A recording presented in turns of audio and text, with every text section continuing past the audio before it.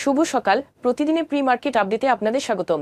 সূচক 26.33 পয়েন্ট বা 0.51% হ্রাস পেয়ে 5,106 পয়েন্টে স্থির হয়েছে। বাজারের লেনদেনের পরিমাণ ছিল 396 কোটি টাকা, যা আগের দিনের তুলনায় 11.14% কম। সফল পর্যালোচনা পর আইএমএফ এর 4.7 বিলিয়ন মার্কিন ডলার ঋণ প্যাকেজ থেকে বাংলাদেশ দুটি সম্মিলিত কিস্তিতে 1.14 বিলিয়ন মার্কিন ডলার পাবে। প্রতিটি ধাপে 570 মিলিয়ন মার্কিন ডলার ঋণ প্রদান করা হয়েছে। রাজস্ব এবং বিনিময় হার সংস্কারের শর্ত পূরণ না হওয়ার কারণে বিতরণ বিলম্বিত হয়েছিল, কিন্তু এখন অনুমোদিত হয়েছে। বাংলাদেশ ব্যাংক প্রাইমারি ডিলার ব্যাংকগুলিকে 2025-26 অর্থবছর থেকে সরকারি সিকিউরিটিজে বাইব্যাক ব্যবস্থার জন্য প্রস্তুত থাকার নির্দেশ দিয়েছে। এই পদক্ষেপের লক্ষ্য হল তারল্য ব্যবস্থাপনা এবং সরকারের মেয়াদপূর্তি প্রোফাইল সঠিক অবস্থানে রাখা। নিশ্চিত তারল্য সহায়তা পর্যায়ক্রমে বন্ধ করার পর পিডি ব্যাংকগুলিও নতুন তারল্য সহায়তার আবেদন করে। প্রাইম ফাইন্যান্স অ্যান্ড ইনভেস্টমেন্ট 82 কোটি টাকা লোকসানের পর 2022 সালের জন্য কোনো লভ্যাংশ ঘোষণা করেনি, যা আগের বছরের তুলনায় 332% বেশি।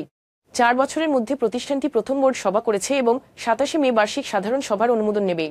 কোম্পানিটি সর্বশেষ 2019 সালে লভ্যাংশ দিয়েছে এবং ডিএসই জেড ক্যাটাগরিতে রয়েছে।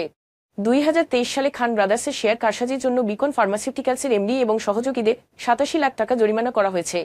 তদন্তে সমন্বিত লেনদেনের মাধ্যমে কৃত্রিম বাজার চাহিদা তৈরির বিষয়টি জানা গেছে। নিয়ন্ত্রক সংস্থা তাদের 30 কার্যদিবসের মধ্যে অর্থ জমা দিতে বলেছে। এখন এ পর্যন্তই। বিকেলে আবারও আসছি ডেইলি মার্কেট আপডেট নিয়ে। সে পর্যন্ত আমাদের সঙ্গেই থাকুন। ধন্যবাদ।